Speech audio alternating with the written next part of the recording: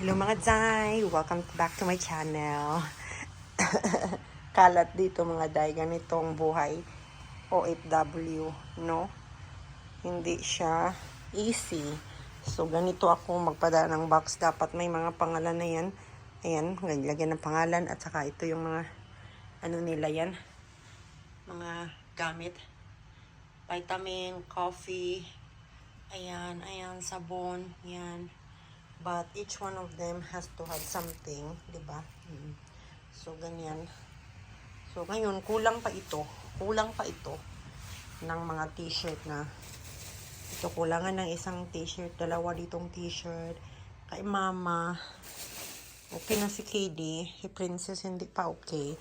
Si Sergi, okay. Si Papa, hindi pa okay. Kailangan pa ng t-shirt. Yeah, so, yes. So, ganito ang ating status natin ngayon.